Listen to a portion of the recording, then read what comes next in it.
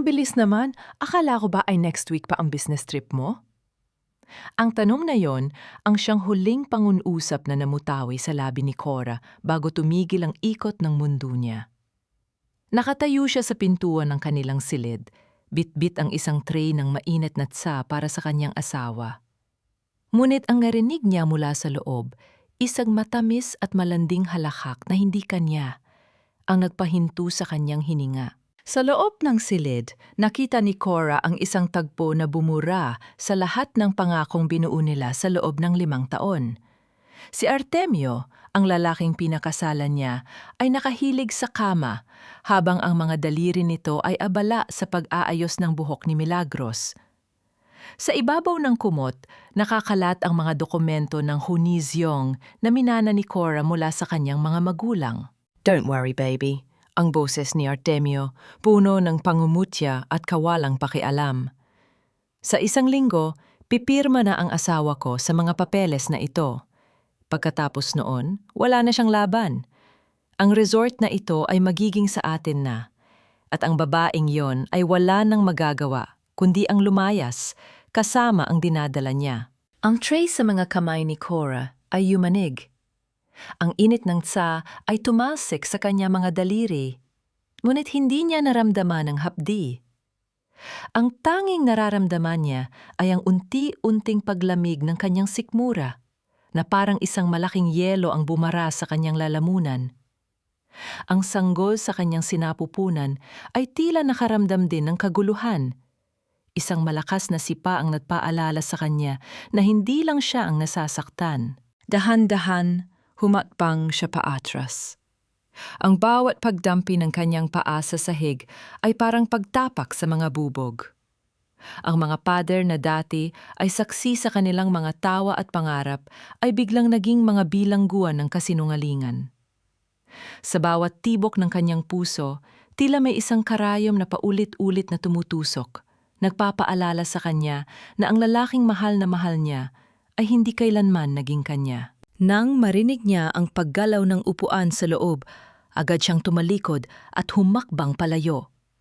Hindi siya humagulgol. Hindi siya sumigaw. Ang kanyang mga mata ay nanatiling tuyo. Ngunit sa loob ng kanyang dibdib, isang bagyo ang namumuo. Isang pagkasira na hindi na mabubuo pa. Ang bawat alaala ng kanilang pagsasama ay unti-unting nagiging abo sa kanyang isipan. Huminto siya sa harap ng bintana at tumingin sa labas, sa madilim na bakuran kung saan ang mga ilaw ng kanilang resort ay patuloy na kumukutitap, tila mga matang ng ungutya sa kanyang kamangmangan. Sa gitna ng katahimikan ng gabi, isang tanong ang paulit-ulit na umaalingaw sa kanyang sarili. Matapos ang lahat ng sakripisyo, matapos ang lahat ng pagmamahal na ibinigay ko, ito bang halaga ng aking katapatan? Nanatili siyang nakatayo doon. Ang mga kamay ay mahigpit na nakahawak sa kanyang tiyan, naghihintay sa susunod na hakbang ng kanyang sariling kapalaran. Ang bawat hakbang ni Cora patungo sa hapagkainan ay tila paglalakad sa ibabaw ng mga kumukulong uling. Sa loob ng sala, naroon si Benita, ang kanyang biyenan, na kasalukuyang nag-aayos ng mga dokumento na nakapatong sa mesa. Ang bawat pagdampi ng mga daliri ng matanda sa papel ay parang patalim na humahawi sa puso ni Cora. "Cora, bakit ang bagal mo? Kanina pa naghihintay si Artemio sa hapunan." Ang matigas na tinig ni Benita ang bumasag sa katahimikan. Hindi man lang lumingon ang matanda. Nanatiling nakatuon ang mga mata sa mga dokumentong nais niyang ipapirma sa manugang. Lumapit si Cora. Ang kanyang mga kamay na kanina ay nanginginig, ay pinilit niyang patigasin. Ayon sa tradisyon ng pagmamano, dahan-dahan siyang yumuko at inilapat ang kanyang noo sa likod ng kamay ni Benita. Ang balat ng matanda ay magaspang at malamig. Isang pisikal na paalala ng kawalan ng pagmamahal na palagi niyang natatanggap mula rito. "Pasensya na po, Nay," mahinang tugon ni Cora. Ang boses ay pilit na ginawang kalmado. Sa ilalim ng kanyang dibdib, ang pait ay parang lason na unti-unting kumakalat. "Artemio is working hard for this family, Cora. At ikaw? Ang tanging alam mo lang ay magmukmok at maghintay ng sustento. Kung hindi dahil sa konsensya ko at sa pag-aalaga ko sa anak ko, matagal na kitang pinapaalis dito. Patuloy ni Benita, ang bawat salita ay isang dagok na may kasamang paghamak. Tumingin si Cora sa malayo, sa mga larawan sa dingding na nagpapakita ng isang masayang pamilya na alam na niyang wad. Ang pagmamano na ginawa niya ay hindi na paggalang, kundi isang dula na kailangan niyang panindigan para manatiling ligtas ang kanyang mga susunod na hakbang. Ang bawat pagkutya ni Benita ay hindi na nakakagulat, bagkus ito ay nagsisilbing gasolina sa apoy ng kanyang determinasyon. "Nay, hindi ko po hangad ang maging pabigat," sagot ni Cora, habang ang kanyang mga mata ay nanatiling nakatuon sa isang folder na nakabukas sa ibabaw ng mesa. Sa gitna ng mga pahina, nakita niya ang isang sulat na may pamagat na Psychological Evaluation Report. Ang kanyang puso ay muling tumibok ng mabilis. Iyon ang mga dokumentong binabanggit ni Artemio, ang paraan para palabasin siyang walang kakayahang mag-isip ng maayos. Isang madilim na plano upang agawin ang lahat ng kanyang pag-aari, pati na ang karapatan sa anak na dala-dala niya. "Pumirma ka na, Cora. Para ito sa kinabukasan ng inapo ko." Muling giit ni Benita, sabay abot ng bulpen na parang isang sandata. Napatingin si Cora sa bulpen. Pagkatapos ay sa mukha ng kanyang biyen ang napuno ng wad na malasakit. Ang hangin sa loob ng bahay ay biglang naging mabigat, puno ng tensyon at mga lihim na handa ng sumabog. Sa bawat segundo, ramdam ni Cora ang pagbabago sa kanyang sarili, ang paglaho ng babaeng madaling magpadaya, at ang paglitaw ng isang taong hadang lumaban para sa katotohanan. Kung ito ang larong gusto ninyo, tatapusin ko ito sa paraang hindi ninyo inaasahan. Ang lihim na sumpa ni Cora sa kanyang isipan. Ang gabi ay balot ng matinding katahimikan, maliban sa mahinang tunog ng mga kuliglig sa labas ng kanilang bakuran. Nang matiyak ni Cora na mahimbing na ang tulog ni Artemio, pagkatapos ng mahabang oras ng pagpapanggap na wala siyang alam, dahan-dahan siyang bumangon mula sa kama. Ang bawat paghakbang niya sa sahig ay maingat, tila naglalakad sa ibabaw ng manipis na yelo. Pagkarating sa kusina, kinuha niya ang kanyang lumang cellphone na nakatago sa ilalim ng isang basahan sa loob ng cabinet. Ito ang kaisa-isang gamit na hindi alam ni Artemio na hawak niya. Mabilis niyang tinawagan ang isang numero na matagal na niyang hindi nakakausap. "Ate Fe?" Pabulong niyang tawag nang sagutin ang telepo. "Cora? Bakit napatawag ka? Gabi na, anak?" Ang boses ni Doña Fe sa kabilang linya ay puno ng pagtataka, ngunit may bakas ng pag-aalala. Siya ang dating pinagkakatiwala ang kusinera ng pamilya ng mga magulang ni Cora, ang babaeng itinuring na niyang pangalawang ina. "Kailangan ko po ng tulong ninyo. Hindi ko na po alam ang gagawin ko." Ang boses ni Cora ay nanginginig, ngunit pinilit niyang huwag humikbi. "Nalaman ko po ang lahat. Ang tungkol sa mga dokumento, ang tungkol kay Milagros. Gusto nilang kunin ang resort at ang karapatan ko sa anak ko." Nanahimik si Doña Fe sa kabilang linya, isang katahimikang nagpapatunay na hindi siya nagulat sa revelasyon. "Alam ko na, Cora. Matagal ko nang pinaghihinalaan ang mga Alcaraz, pero wala akong sapat na ebidensya para lumapit sa'yo nang hindi ka masasaktan. Ang asawa mo at ang biyenan mo, sila ay mga mapaglarong tao." "Ano po ang dapat kong gawin? Ayaw kong mawala sa akin ang lahat," ani Cora, habang ang mga luha ay tuluyan ng pumatak sa kanyang pisingi. "Makinig ka sa akin, Cora. Huwag kang magpapakita ng anumang hinala. Magpatuloy ka sa pagiging masunurin nilang manugang. Sa susunod na pagkakataon na may ipapapirma silang dokumento, huwag kang pipirma agad. Kunin mo ang mga kopya o kuhanan mo ng litrato kung maaari. At higit sa lahat, kailangan nating makahanap ng isang abogado na hindi kontrolado ng pamilya ni Artemio. Kilala ko ang isang tao, si Ate Valderrama. Siya ang humahawak sa mga kaso ng mga kababaihang tulad mo. Habang nakikinig, isang malalim na paghinga ang pinakawalan ni Cora. Ang takot na bumabalot sa kanya kanina ay unti-unting napapalitan ng isang kakaibang uri ng katatagan. Hindi na siya mag-iisa. Ang bawat salita ni Doña Fe ay parang isang liwanag sa gitna ng makapal na fog na pilit na bumabalot sa kanyang buhay. Salamat po, Ate Fe. Gagawin ko po ang lahat. Pangako ni Cora. Bago niya ibaba ang tawag, isang ingay mula sa itaas ang nagpatigil sa kanyang puso. Ang tunog ng mga yabag sa hagdanan. Agad niyang pinatay ang cellphone at ibinalik ito sa taguan. Huminga siya ng malalim, pinunasan ng mga luha sa kanyang mukha at humarap sa madilim na sala. Doon, nakatayo si Artemio. Ang kanyang mukha ay hindi mababasa sa dilim, habang ang isang sigarilyo sa kanyang kamay ay naglalabas ng manipis na usok na humahalo sa hangin. Cora? Anong ginagawa mo rito sa dilim? Ang tinig ni Artemio ay kalmado, ngunit may talim na nagpapakaba kay Cora. Ano ang gagawin niya? Narinig kaya niya ang usapan ko? Tumitibok ng mabilis ang puso ni Cora, parang isang ibong pilit kumakawala sa hawla. Pinilit niyang maging matatag. Hinarap niya si Artemio na may bahagyang ngiti sa labi. Isang maskarang ginagamit niya para itago ang nagaganap na digmaan sa kanyang kalooban. Nauuhaw lang ako, Artemio. Hindi ako makatulog dahil sa bata sa sinapupunan ko. Sagot ni Cora. Ang kanyang boses ay malumanay at walang bahid ng pagdududa. Lumapit si Artemio. Ang amoy ng sigari, ilo ay humalo sa hangin.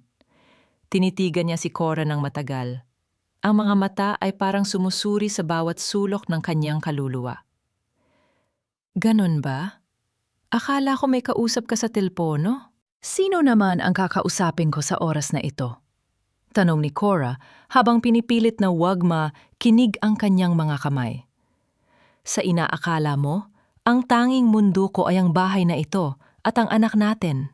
Tila nasiyahan si Artemio sa sagot na iyon. Tumawa siya ng mahina at hinaplos ang pisingi ni Cora. Isang haplos na dati ay nagbibigay ng kapanatagan, ngunit ngayon ay nagdudulot lamang ng kilabot. Mabuti naman kung ganoon. Huwag kang mag-alala, Cora. Pagkatapos ng mga papeles na ito, mas magiging maayos ang buhay natin. Kinabukasan, isang hindi inaasahang bisita ang dumating sa kanilang tahanan. Si Milagros. Nakasuot ito ng mamahaling damit at humahalimuyak ang pabango na tila nanunuot sa bawat sulok ng bahay. Si Benita, na kanina ay nakasimangot, ay biglang nagliwanag ang mukha nang makita ang babae. Cora, i-welcome mo si Milagros. Siya ang magiging consultant natin para sa pagpapalago ng resort. Wika ni Benita habang nakatingin ng diretso kay Cora, isang hamon na hindi niya maaring tanggihan. Pilit na ngumiti si Cora kahit ang sikmura niya ay parang pinipiga. Welcome sa bahay namin, Milagros. Salamat, Cora. Sana maging maayos ang pagsasama natin habang pinag-aaralan natin ang negosyo. Sagot ni Milagros, ang mga mata ay may mapang-aping kislap habang nakatingin sa tiyan ni Cora. Habang nag-uusap ang tatlo sa sala, tila isang tanghalan ang bawat galaw nila. Si Milagros ay abala sa pagpapamukha ng kanyang galing sa negosyo, habang si Artemio naman ay nakatitig sa babae na parabang ito ang mundo niya. Sa bawat sandali, ramdam ni Cora ang pagpapakumbaba na ipinipilit sa kanya. Alam mo, Cora, wika ni Milagros habang humihigop ng tsa. Ang mga resort na gaya nito, kailangan ng modernong touch. Masyadong luma na ang konsepto ninyo. Maging ang mga dokumento, kailangan ng audit para hindi mawala ang pera. Napako ang tingin ni Cora kay Milagros. Audit? Ang salitang yon ay parang isang alarma sa kanyang isipan. Pasensya na, Milagros, pero ang resort na ito ay binuo ng mga magulang ko ng may puso. Hindi lang ito basta negosyo. Sagot ni Cora, ang boses ay pilit na pinatatag. Puso? Tumawa si Milagros, isang matinis na tunog na nanunuot sa pandinig ni Cora. Ang puso ay hindi nakakabayad ng utang, Cora. Ang pera ang nagpapatakbo sa mundo. Sa gitna ng usapan, hindi napansin ni Milagros na naiwan niya ang kanyang bag sa ibabaw ng sofa nang tumayo siya para pumunta sa banyo. Isang pagkakataon na hindi pinalampas ni Cora. Habang abala sina Artemio at Benita sa kanilang sariling diskusyon, dahan-dahang lumapit si Cora sa bag. Sa loob nito, may nakita siyang isang brochure ng isang travel agency, isang booking para sa 2 tao papuntang Amerika na may petsang eksaktong 1 linggo mula ngayon. Ang pangalan ni Artemio at Milagros ang nakasulat. Ang dugo ni Cora ay tila tumigil sa pagdaloy. Nalaman na niya ang buong plano. Hindi lang nila gustong agawin ang resort, gusto nilang tumakas at iwan siya sa gitna ng kawalan. Dahan-dahang binalik ni Cora ang brochure sa loob ng bag ni Milagros bago pa man ito makabalik mula sa banyo. Ang kanyang mga kamay ay bahagyang nanginginig, ngunit pinilit niyang panatilihin ang isang blankong ekspresyon sa kanyang mukha. Pagbalik ni Milagros, nakita nitong nakaupo lamang si Cora, nakatingin sa labas ng bintana, tila malalim ang iniisip. Ang tahimik mo yata, Cora? Puna ni Milagros habang muling inaayos ang kanyang buhok. Ang kanyang mga mata ay nagniningning sa labis na kumpiyansa. Pagod lang ako, Milagros. Masela ng pagbubuntis ko, gaya ng alam mo na. Tugon ni Cora, sabay hawak sa kanyang tiyan. Isang pagkilos na ginamit niya bilang depensa at dahilan para hindi na maging sentro ng kanilang usapan. Nang matapos ang pagpupulong na puno ng pagpapanggap, umalis ang mga ito, dala ang mga dokumentong nais nilang ipapirma sa kanya. Pagkaalis nila, ang bahay ay muling binalot ng isang nakakasulasok na katahimikan. Hindi nagtagal, nakaramdam si Cora ng matinding pagkahilo. Ang stress na naipon sa kanyang katawan sa mga nakaraang oras ay tila nagre-rebelde na. Biglang nanlabo ang kanyang paningin. Ang mga gamit sa sala ay tila umiikot. Artemio! Tawag niya. Ngunit bago pa man siya tuluyang mawala ng malay, ang huling imahe na nakita niya ay ang kanyang asawa na naglalakad palayo abala sa pakikipag-usap sa telepon. Nagising si Cora sa loob ng isang madilim na silid sa ospital. Ang amoy ng antiseptic ang sumalubong sa kanyang pagkamulat. Sa tabi niya, naroon si Benita, na may suot na maskara ng pag-aalala na alam ni Cora na peke. Cora, salamat sa Diyos at gising ka na. Sobrang nag-alala kami sa'yo. Wika ng matanda habang pilit na hinahawakan ang kamay ni Cora. Sinabi ng doktor, kailangan mo ng matinding pahinga. Hindi ka na muna pwedeng ma-stress sa mga gawaing bahay o sa pag-aayos ng mga dokumento. Nasaan si Artemio? Mahinang tanong ni Cora, ang boses ay parang bumubulong. May emergency business meeting siya. Alam mo naman, kailangan niyang pagtrabahuhan ang hinaharap natin. Sagot ni Benita nang may kasamang malalim na buntong hininga. Huwag mo munang isipin ang resort. Ako na ang bahala sa lahat. Basta pumirma ka na lang sa mga papeles na ibibigay ko sa'yo pag uwi mo para hindi ka na muling mapagod. Pumirma. Iyon ang tanging layunin nila. Ang pagkahimatay niya ay ginagamit nila para sa sarili nilang kapakanan upang palabasin na siya ay mahina at hindi na kaya magdesisyon para sa sarili. Nang sandaling lumabas si Benita para bumili ng makakain, kinuha ni Cora ang pagkakataon. Kinuha niya ang kanyang cellphone na itinago niya sa loob ng kanyang unan. Mabilis siyang nag-text kay Doña Fe. Ate Fe, kailangan ko na ng tulong. Gusto nila akong piliting pumirma habang nasa ganito akong lagay. Hindi na ako pwedeng maghintay. Hindi nagtagal, nakatanggap siya ng reply. Huwag kang mag-alala, Cora. Papunta na si Ate Valderrama. Handa na ang lahat. Sa gitna ng kahinaan ng kanyang katawan, isang ngiti ang namuo sa labi ni Cora. Hindi nila alam ang pagkahimatay na ito ay hindi katapusan. Ito ang simula ng kanyang tunay na pag-atake. Nabalot ng tensyon ang loob ng silid sa ospital nang bumukas ang pinto. Hindi si Benita ang pumasok, kundi isang lalaking may dalang maleta at mukhang seryoso, si Ate Valderrama. Agad na nagtama ang kanilang paningin ni Cora Alam nilang wala silang oras. Cora, ako si Ate Valderrama. Ipinadala ako ni Doña Faye. Ang tinig ng abogado ay mahinahon, ngunit may autoridad. Attorney, kailangan ko ng proteksyon. Gusto nilang agawin ang lahat, pati ang karapatan ko sa anak ko. Pabulong na pahayag ni Cora, habang ang mga mata ay nakapako sa pintuan, nagbabantay kung babalik ang biyanan. Inilabas ng abogado ang isang folder. Ayon sa aking pagsasaliksik, may mga illegal na transaksyon na ginawa ang asawa mo sa resort. Ginamit nila ang pangalan mo para makautang ng malaki sa bangko nang walang paalam. Kung pipirma ka sa anumang dokumentong ibibigay nila, ikaw ang papasa ng lahat ng utang na yon. Nanigas si Cora. Hindi lang palala simpleng pag-agaw ng resort ang plano nila. Gusto rin siyang ibaon sa utang para tuluyan siyang mawala ng laban. Ano ang dapat kong gawin? Kailangan natin ng matibay na ebidensya. Kailangan nating mahuli sila sa akto, sagot ng abogado. Ito ang device na ito. I-record mo ang bawat pag-uusap ninyo ni Benita o ni Artemio tungkol sa mga dokumento. Huwag kang magpapakita ng anumang pagbabago sa iyong ugal. Manatili kang mahina sa paningin nila. Pagkalis ng abogado, naramdaman ni Cora ang bigat ng dala niyang responsibilidad. Ang bawat segundong lumilipas ay isang hakbang palapit sa panganib.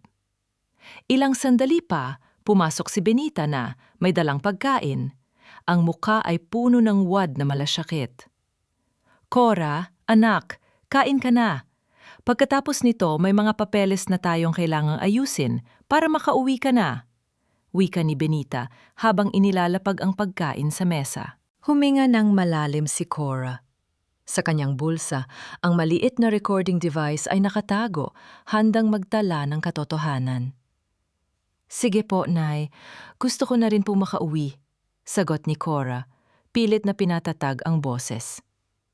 Mabuti naman kung ganoon. Alam mo, sa mga panahong ito, ang pamilya lang ang laging maasahan, dagdag ni Benita, habang ang mga mata ay nakatuon sa isang dokumento o inilabas niya mula sa kanyang bag. Pumirma ka na dito, Cora, para ito sa iyong kapakanan. Tinitigan ni Cora ang papel. Ang mga salitang nakasulat ay hindi malinaw sa kanyang paningin dahil sa pait na nararamdaman. Ngunit alam niya ang layunin nito. Ito ang susi sa kanyang pagbagsak o ang simula ng paglaya niya. Hindi ngayon, Nay. Hindi ngayon. Nay, pwede po bang basahin ko muna ng maigi? Alam niyo naman po, nahihilo pa ako. Pakiusap ni Cora. Ang kanyang boses ay tila nagmamakaawa. Sumimangot si Benita. Cora, huwag ka nang matigas ang ulo. Trust me, hindi kita ipapahamak. Sa boses ni Benita, narinig ni Cora ang pagkainip. Isang pagkainip na magiging susi sa pagkalantad ng lahat ng kanilang kasinungalingan. Pagkawi ni Cora mula sa ospital, ang kanilang bahay ay tila naging isang kulungan na puno ng mga lihim. Ang bawat sulok ay saksi sa mga bulong ni Artemio sa telponyo at sa mga matatalim na tingin ni Benita. Ngunit sa loob ng kanyang loob, unti-unti nang humuhulma ang lakas na matagal na niyang kinalimutan. Isang hapon, habang nag-aayos si Cora ng mga gamit sa sala, nakita niya ang isang lumang ledger o listahan ng accounting ng resort na nakatago sa ilalim ng mga magasin. Ito ang hinahanap niya. Ang mga totoong record bago pa ito minanipula ni na Artemio. Cora, ano ang ginagawa mo riyan? Ang boses ni Benita ay biglang umalingaw-ngaw sa buong silid. Mabilis na itinago ni Cora ang ledger sa likod ng kanyang mga gamit. Lumingon siya. Ang mukha ay puno ng pagkagulat na pilit niyang pinaganda. Nay, nagliligpit lang po ako. Masyadong magulo ang mga magasin, sagot ni Cora habang ang kanyang puso ay parang gustong kumawala sa kanyang dibdib. Lumapit si Benita. Ang bawat hakbang ay tila paghahanap ng pagkakamali. Hinablot nito ang ilang magasin at tinignan si Cora ng may paghihinala. Masyado kang mausisa. Ang trabaho mo ay magpahinga at mag-alaga sa bata. Huwag kang makialam sa mga bagay na hindi mo dapat intindihin. Nay, hindi ko naman po intensyong makialam. Gusto ko lang pong makatulong. Pagdadahilan ni Cora habang pinipilit na huwag manginig ang kanyang mga kamay. Makakatulong ka kung pipirma ka sa mga dokumentong ibinigay ko sa iyo. Matigas na sagot ni Benita. Nawawala ang isa sa mga mahahalagang folder ng resort. Alam ko, ikaw ang huling humawak nito bago ka dinala sa ospital. Ang akusasyon ay biglang tumama kay Cora. Hindi pala aksidente ang paghahanap ni Benita. Alam nito may nawawala. Hindi ko po alam ang tungkol sa folder na iyon, Nay. Pagsisinungaling ni Cora na ang loob ay puno ng determinasyon. Huwag mo akong lokohin, Cora. Sigaw ni Benita sabay lapit ng malapit kay Cora. Kilala kita, masyado kong mabait para maging tuso, pero huwag mong subukan ang pasensya ko. Kung hindi mo ibabalik ang folder na iyon, sisiguraduhin kong hindi mo na makikita ang anak mo pagkapanganak mo. Ang banta ni Benita ay parang isang matalim na kutsil o nahumiwa sa puso ni Cora. Ang pagbanggit sa kanyang anak ang nagbabago sa lahat. Hindi na lang ito tungkol sa resort. Tungkol na ito sa kanyang buhay at sa kinabukasan ng kanyang dinadala. Sa gitna ng galit ni Benita, ramdam ni Cora ang isang kakaibang lakas. Hindi siya natatakot. Sa halip, naramdaman niya ang isang matinding pangangailangan na ilantad ang lahat ng kasamaan ng mga taong ito. Nay, mahinahon wit matatag na sagot ni Cora habang nakatingin ng diretso sa mga mata ni Benita. Ang folder na hinahanap nyo ay hindi lang basta papeles. Ito ang katotohanang matagal nyo nang tinatago sa amin ni Artemio. At kung ito ang dahilan para mawala ang anak ko, handa akong gawin ang lahat para protektahan siya. Nanlaki ang mga mata ni Benita sa gulat. Hindi inaasahan ng matanda ang ganitong katapangan mula sa manugang na dati ay laging nakayuko. Sa sandaling iyon, alam ni Cora na nagbago na ang laro. Pagkatapos ng matinding komprontasyon, dali-daling nagtungo si Cora sa kanyang silid at isinara ang pinto. Ramdam pa rin niya ang mabilis na tibok ng kanyang puso. Ngunit sa pagkakataong ito, hindi ito dahil sa takot, kundi dahil sa adrenaline. Alam niyang hindi na siya pwedeng magtagal pa sa bahay na ito. Kinuha niya ang maliit na recording device mula sa kanyang taguan. Mabilis niyang tinawagan si Doña Fe gamit ang kanyang nakatagong cellphone. Ate Fe, alam na nila. Hinahanap na nila ang ledger. Hindi na ako ligtas dito. Bulong ni Cora. Ang boses ay puno ng tensyon. Cora, makinig kang mabuti, sagot ni Doña Fe. Ang boses ay seryoso at may awtoridad. Itinakbo na ni Ate Valderrama ang mga kopya ng dokumento sa pulisya. Kailangan mo na lang ilabas ang orihinal na ledger. Pero mag-iingat ka, baka bantayan ka nila. Habang nag-uusap sila, narinig ni Cora ang malakas na pagkalampag sa pintuan ng kanyang silid. Cora, buksan mo ito! Sigaw ni Artemio mula sa labas. Ang boses nito ay puno ng galit. Isang boses na dati ay nagpaparamdam sa kanya ng pagmamahal. Ngunit na yon ay nagdudulot lamang ng put. Sandali lang, Artemio! Sigaw ni Cora pabalik habang mabilis niyang ibinabalot ang ledger sa isang lumang tuwalya at isinisiksik sa ilalim ng kanyang kama sa isang taguan na hindi madaling makita. Pagbukas niya ng pinto, bungad sa kanya ang matalim na tingin ng kanyang asawa. Si Benita ay nakatayo sa likuran nito. Ang muka ay bakas ang matinding pagkadismaya. Ano ang tinatago mo, Cora? Tanong ni Artemio habang pilit na pumapasok sa silid. Sinabi ni Inay na nagkaroon kayo ng hindi pagkakaunawaan. Bakit ka nakukulong? Pagod lang ako, Artemio. Hindi ko ba pwedeng gustuhin na mapag-isa? Sagot ni Cora, ang kanyang muka ay pilit na ginawang walang emosyon. Huwag mo akong idaan sa ganyan, galit na sabi ni Artemio sabay turo sa kanya. Dahil sa katigasan ng ulo mo, pati ang trabaho ko ay naapektuhan. Nasaan ang ledger na hinahanap ni Inay?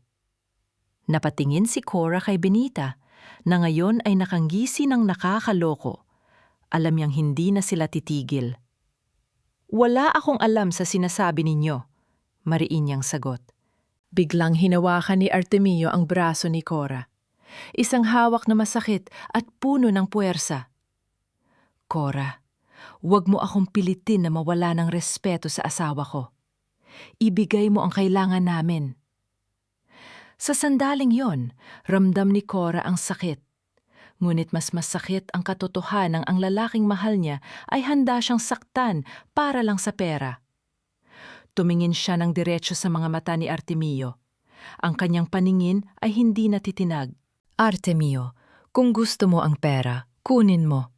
Pero huwag mong asahan na makukuha mo ang respeto ko o ang resort na hindi naman sa iyo nanggaling? Matapang niyang sagot. Napabitaw si Artemio sa gulat.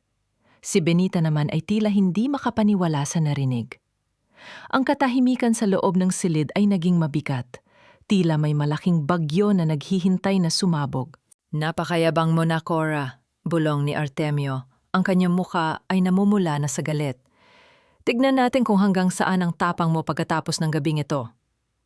Pagkaalis ni na Artemio at Benita, naiwang nanginginig ang buong katawan ni Cora. Hindi dahil sa takot, kundi dahil sa matinding put na dumadaloy sa kanyang mga ugat. Mabilis niyang kinuha ang ledger sa ilalim ng kama. Hindi na siya maaaring manatili pa rito kahit isang gabi. Dahan-dahan siyang nag-impake ng ilang mahahalagang gamit. Ang bawat pagtupi niya ng damit ay parang pagputol sa mga tanikalang nakagapos sa kanya sa pamilyang ito. Habang ginagawa niya ito, narinig niya ang mahinang skatok sa bintana. Isang anino ang nakadungaw. Si Doña Fe. Cora, bilisan mo! May sasakyan sa labas. Si Ate Valderrama ang nagpadala. Pabulong na sabi ng matanda. Hindi na nag-atubili si Cora.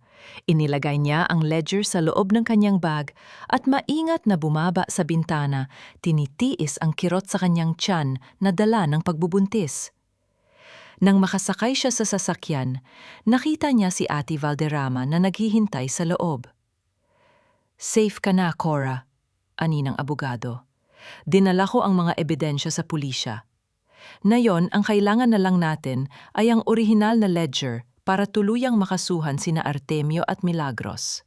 Habang bumabagtas ang sasakyan sa madilim na kalsada, hindi mapigilan ni Cora ang mapatingin sa bintana. Nakita niya ang ilaw ng kanilang resort na unti-unting lumiliit sa malayo. Ang lugar na dati ay pangarap niyang itayo kasama ang kanyang asawa, ngunit naging puntod ng kanilang pagsasama. Bakit mo ginagawa ito, Ate? Tanong ni Cora, habang ang mga luha ay unti-unting tumutulo. Hindi ba dapat ay masaya ako dahil makakalaya na ako? Ang tunay na kalayaan, Cora, ay hindi lang ang paglayas sa isang masamang sitwasyon. Ito ay ang pagharap sa katotohanan upang hindi na muling maulit ang nangyari sa iyo. Seryosong sagot ng abogado. Kinabukasan, isang balita ang yumanig sa buong bayan. Ang pangalan ni Artemio at Milagros ay lumabas sa radyo at social media. Hindi bilang mga negosyante, kundi bilang mga suspek sa isang malawakang fraud case. Ang mga dokumentong inilabas ni Ate Valderrama ay sapat na para maglabas ang korte ng warrant laban sa kanila. Habang nanonood si Cora sa telebisyon sa isang ligtas na lugar, nakita niya ang muka ni Benita na puno ng pagkabigla at galit. Ang mga Alcaraz, ang pamilyang dati ay kinatatakutan at iginagalang, ay unti-unti nang nawawasak. Ngunit sa gitna ng tagumpay, isang hindi inaasahang tawag ang pumasok sa telepono ni Cora. Isang boses na nagpapatigil sa kanyang mundo. Cora, alam ko kung nasaan ka. At kung gusto mong makita pa ang anak natin, umuwi ka na ngayon din. Ang boses ni Artemio, malamig, mapanganib, at puno ng panganib na higit pa sa inaakala niya. Ang boses ni Artemio sa telefon ay parang isang malamig na hanging humahampas sa kanyang balat. Hindi sumagot si Cora. Pinatay niya ang tawag at agad na ibinalik ang cellphone sa bulsa. Ang kanyang mga kamay ay bahagyang nanginginig, ngunit sa pagkakataong ito, hindi dahil sa panghihina, kundi dahil sa matinding poot. Cora, hindi tayo pwedeng bumalik doon. Wika ni Ate Valderrama na halatang nakarinig sa tensyon sa kanyang boses. Ang lalaking yan ay desperado na. Kapag bumalik ka, hindi lang ang buhay mo ang mapapahamak, kundi pati ang sanggol sa sinapupunan mo. Alam ko, attorney, tugon ni Cora. Ang kanyang boses ay tila bakal na pinanday sa apoy. Pero kung hindi ko siya haharapin ngayon, hinding-hindi matatapos ang perwisyong ginagawa nila. Gagamitin nila ang lahat ng paraan, ang pagbabanta, ang pananakot, para lang hindi ako tumestigo sa korte. Nagpasya si Cora na gamitin ang sariling sandata ni Artemio laban sa kanya. Alam niyang ang tanging kahinaan ng kanyang asawa ay ang kanyang reputasyon at ang matinding pagnanasa nito sa pera. Sumunod na araw, isang lihim na mensahe ang ipinadala ni Cora kay Artemio. Ibalik mo ang lahat ng karapatan sa resort at kusang loob na aminin ang mga kasinungalingan ninyo kay Benita at ibibigay ko ang ledger. Magkita tayo sa lumang gazebo sa labas ng resort, mag-isa ka lang. Nang sumapit ang gabi, tahimik na nagtungo si Cora sa tagpuan na sinalubong ng mga security guards ni Ate Valderrama na nagtatago sa dilim. Ang gazebo ay nakatayo sa gitna ng mga punong naglalakihan, madilim at puno ng mga anino ng nakaraan. Dumating si Artemio na mag-isa, ang mukha ay bakas ang patinding galit. Nang makita si Cora, mabilis itong lumapit. Ibigay mo na sa akin ang ledger, Cora. Huwag mo akong subukan. Bakit, Artemio? Takot ka bang mabulok sa kulungan? Sagot ni Cora. Ang boses ay kalmado, ngunit may talim. Dito, sa harap ng lugar na pinang-arap nating pagtayo ng ating kinabukasan, sasabihin mo sa akin ang totoo. Bakit mo ito ginawa? Bakit mo kami tinalikuran ng anak mo? Dahil sa pera, Cora. Dahil sa pera. Sigaw ni Artemio. Ang kanyang mukha ay naging mukha ng isang halimaw. Ang resort na ito ay basura.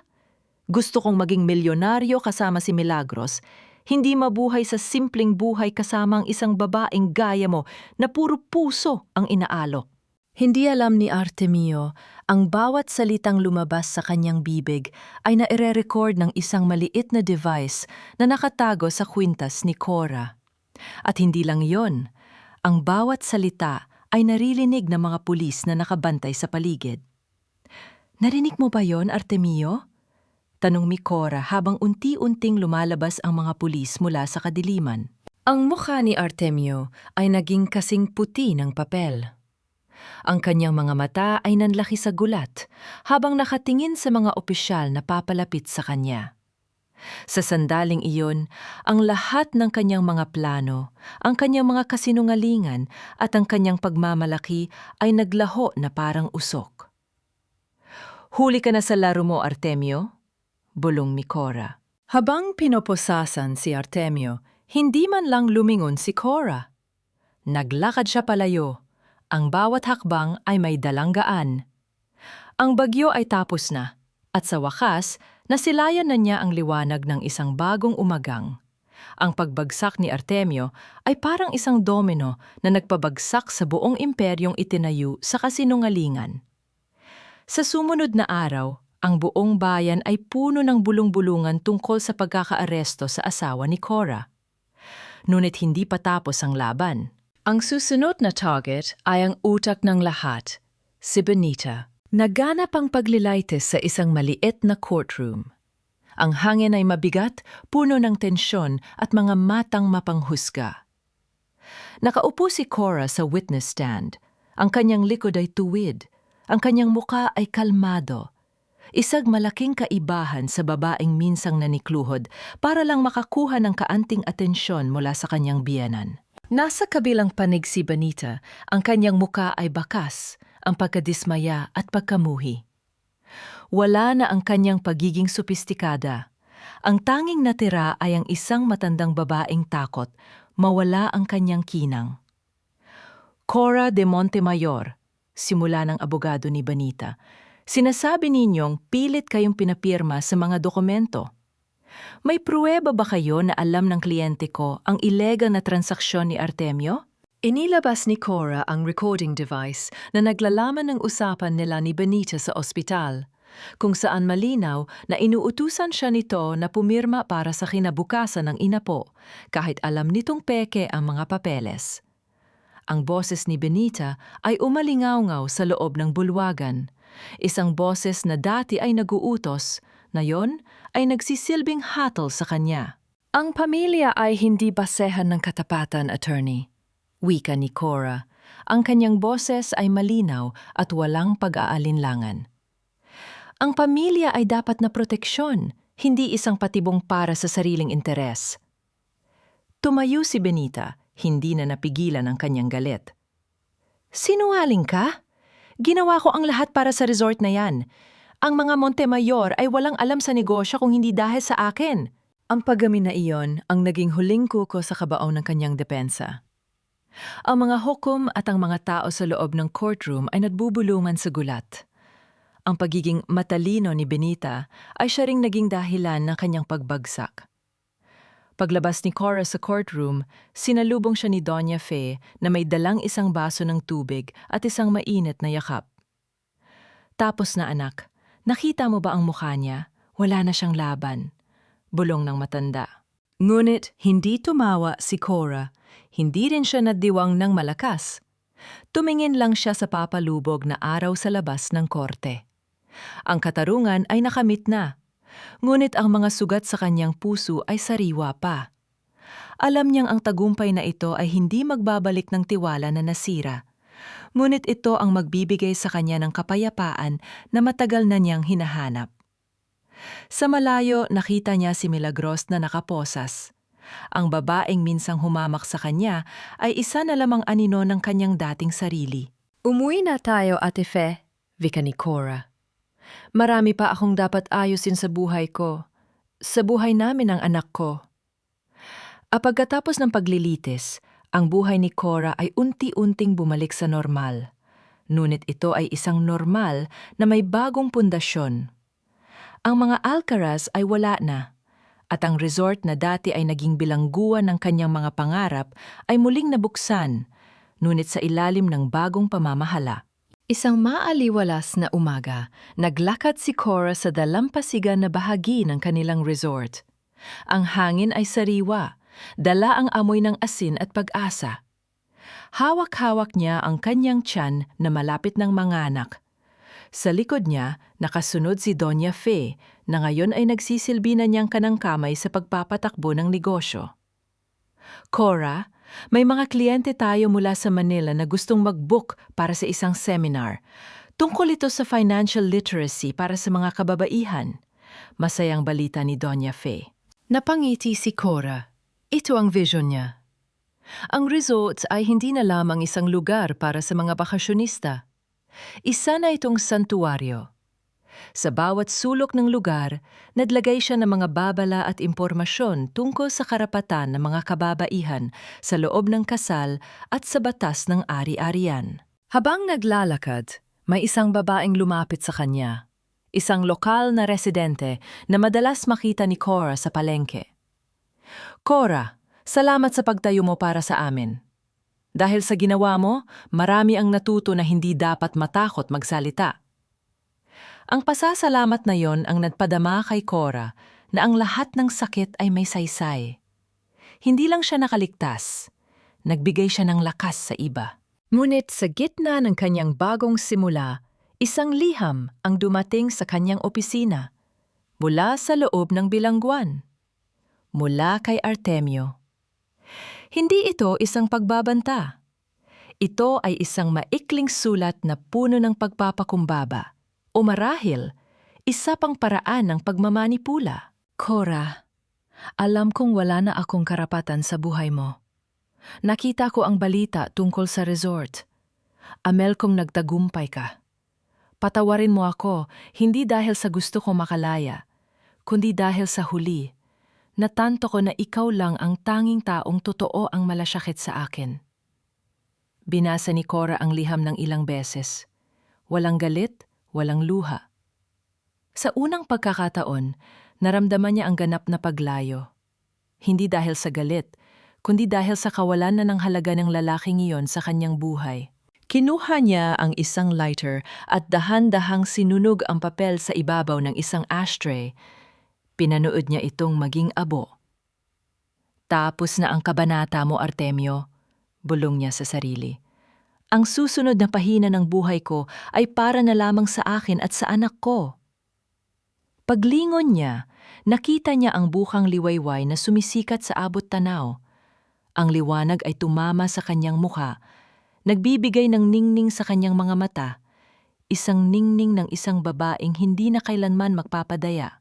Iteration. Ang araw ng panganganak ni Cora ay isang araw na puno ng pag-asa. Sa loob ng silid ng maternity ward, ang bawat paghihirap ay tila naging maliit na sakripisyo para sa pinakahihintay na gantimpala. Nang marinig niya ang unang iyak ng sanggol, isang boses na puno ng buhay, ang lahat ng sugat ng nakaraan ay tila naghilom sa isang iglap. Isang malusog na sanggol na lalaki. Cora, napakaganda niya, bulong ni Doña Fe habang kinakarga ang bata. Ang pangalan niya, ano ang itatawag mo sa kanya? Tinitigan ni Cora ang kanyang anak. Ang mga mata nito, kahit bagong silang palamang, ay tila may dalang liwanag na magdadala sa kanya sa bagong direksyon. Miguel? Sagot ni Cora ng may ngiti. Miguel, dahil siya ang aking panalangin na natupad sa gitna ng unos. Habang nagpapahinga, dumating si Ate Valderrama para sa ilang huling pirma sa mga dokumento ng annulment. Ang pag-aayos sa kasalukuyang sitwasyon ay hindi na lamang tungkol sa ari-arian, kundi tungkol sa pagputol ng huling ugnayan sa nakaraan. Cora, tapos na ang lahat. Vika ng abogado. Legal ka ng malaya. Ang pangalan ni Miguel ay tanging sa iyo lamang nakapangalan. Sa sandaling yon, ang huling bahagi ng bigat na dala ni Cora ay tuluyang naglaho. Hindi na niya kailangang magtago, hindi na niya kailangang mag-alala sa mga banta. Ang kanyang buhay ay pagmamay-ari na lamang ng kanyang anak at ng kanyang sarili. Sa labas ng ospital, ang mundo ay nagpapatuloy. Ngunit para kay Cora, ito ay isang mundong may bagong kulay. Hindi niya itinatwa ang nakaraan, dahil ang nakaraan ang humubog sa kanyang lakas, ngunit hindi na rin niya hinayaan na ang nakaraan ang magdikta ng kanyang hinaharap. Ate Fe?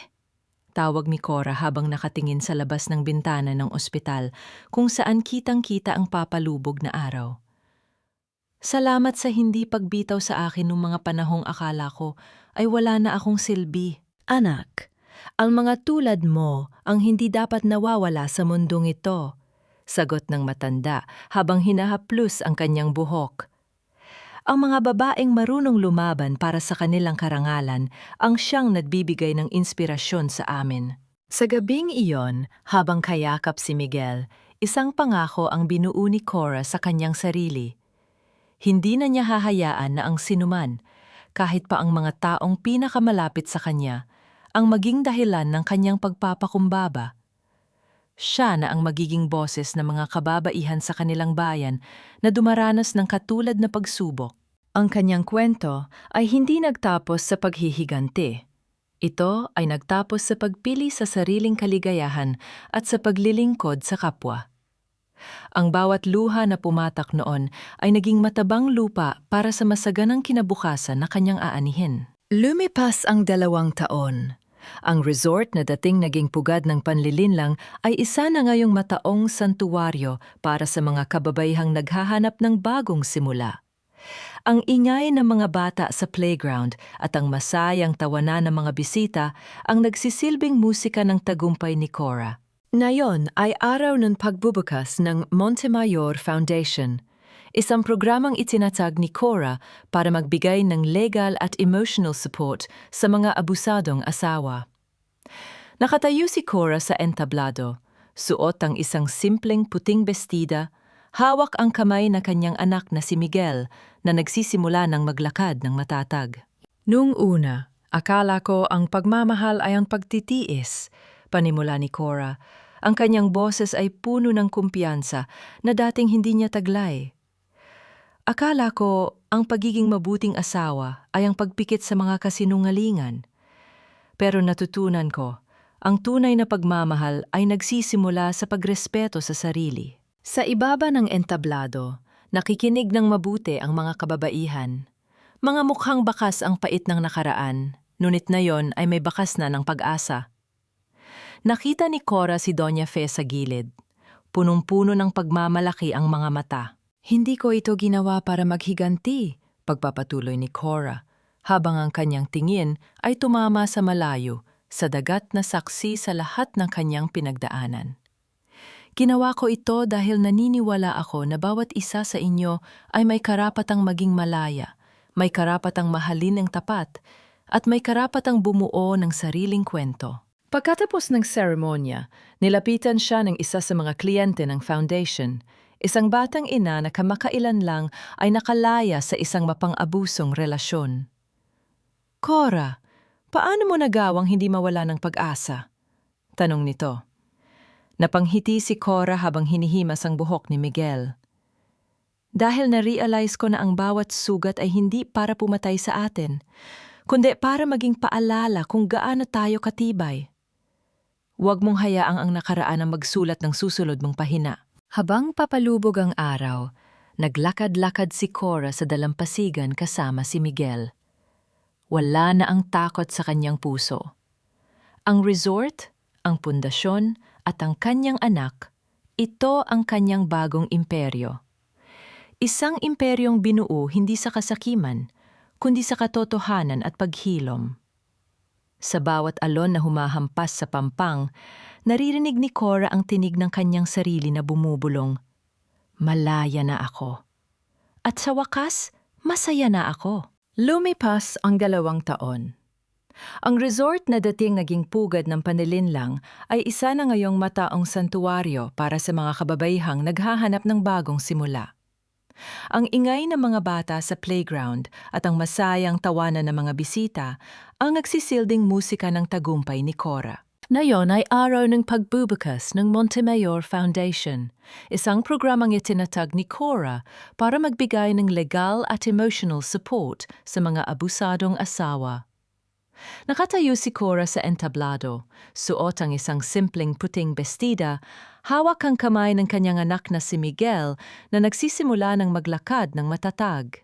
Noong una, akala ko ang pagmamahal ay ang pagtitiis, panimula ni Cora. Ang kanyang boses ay puno ng kumpiyansa na dating hindi niya taglay.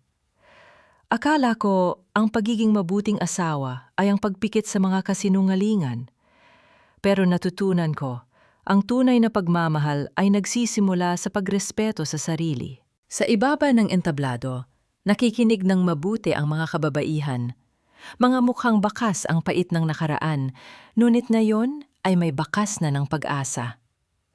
Nakita ni Cora si Doña Fe sa gilid, punong-puno ng pagmamalaki ang mga mata. Hindi ko ito ginawa para maghiganti, pagpapatuloy ni Cora, habang ang kanyang tingin ay tumama sa malayo sa dagat na saksi sa lahat ng kanyang pinagdaanan.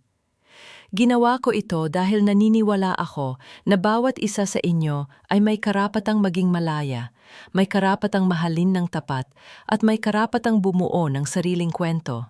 Pagkatapos ng seremonya, nilapitan siya ng isa sa mga kliyente ng foundation, isang batang ina na kamakailan lang ay nakalaya sa isang mapang-abusong relasyon.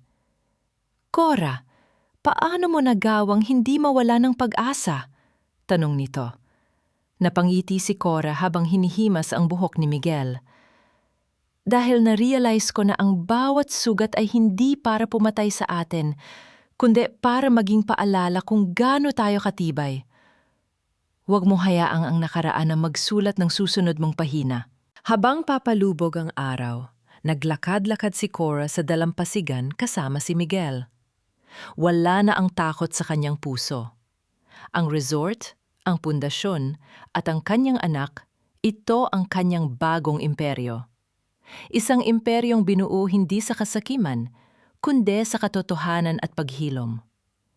Sa bawat alon na humahampas sa pampang, naririnig ni Cora ang tinig ng kanyang sarili na bumubulong. Malaya na ako. At sa wakas, Masaya na ako. Lumipas na ang mga taon, ngunit ang alaala ng nakaraan ay hindi na kasing dilim ng dati. Ang resort na dating saksi sa mga lihim at pagtataksil ay isa na ngayong lugar ng liwanag.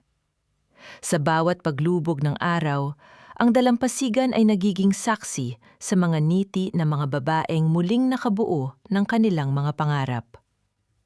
Napatawad na ba niya? Ang pagpapatawad ay hindi bigla ang dumating kay Cora. Hindi niya ito ibinigay kina Artemio at Benita dahil karapat-dapat sila, kundi dahil kailangan niya itong ibigay para sa sariling kapayapaan. Natanto ni Cora na ang put ay parang mainit na uling sa kanyang palad. Mas matagal niya itong hawakan, mas lalo siyang nasusunog. Sa pagbitaw niya sa nakaraan, tuluyan na rin kumalas ang mga tanikala na dati ay humihila sa kanya pababa. Pinalaya na niya ang kanyang sarili, hindi para sa kanila, kundi para sa kanyang sarili. Nahanap na ba niya ang tunay na kapayapaan? Ang kapayapaan ni Cora ay hindi matatagpuan sa yaman o sa pagkapanalo sa mga laban sa korte. Natagpuan niya ito sa simpleng mga bagay, sa amoy ng kape sa umaga, sa paghimas sa buhok ng kanyang anak na si Miguel, at sa katahimikan ng gabi na wala ng takot. Ang kanyang kapayapaan ay ang seguridad ng pagiging malaya, ang malaman na ang kanyang kinabukasan ay hindi na nakadepende sa desisyon ng ibang tao. Ano ang aral na iniwan nito sa mga tagapakinig? Ang aral ay simple ngunit malalim. Ang iyong halaga ay hindi nakadepende sa kung gaano kakamahal ng ibang tao. Huwag hayaang ang pagkakamali ng iba ang magsulat ng iyong tadhana. Ang pagtitiis ay may hangganan at ang pagpili sa iyong sarili ay hindi pagkakamali. Ito ang pinakamataas na anyo ng pagmamahal. Maging matapang dahil ang bawat babae ay may kakayahang bumuo ng sariling himala. Pagsusuri. Ang kwento ni Cora ay hindi lamang drama tungkol sa isang taksil na asawa. Ito ay isang oda sa katatagan ng kababaihan. Mula sa pagiging biktima, siya ay naging arkitekto ng kanyang sariling buhay. Ang pag-unlad ng kanyang karakter mula sa pagiging sunod-sunuran patungo sa pagiging isang leader na tumutulong sa iba, ay nagpapakita na ang pinakamalaking pagtatagumpay ay ang pagkakabuo ng sariling pagkatao matapos ang pagkawasak. Sa huling sandali, nakaupo si Cora sa pampang, pinagmamasdan ng mga alon. Wala na ang pait, wala na ang galit. Tumingin siya kay Miguel na masayang nagtatakbuhan sa buhanginan. Ngumiti siya, isang niting puno ng kapanatagan. "Miguel," bulong niya sa hangin, "dito tayo magsisimula. Dito tayo magiging masaya." Ang kwento ni Cora ay hindi nagwakas sa isang dulo. Ito ay isang paalala na sa bawat paglubog ng araw, laging may susunod na bukang liwayway na naghihintay. Mas maliwanag, mas matatag, at tunay na malaya.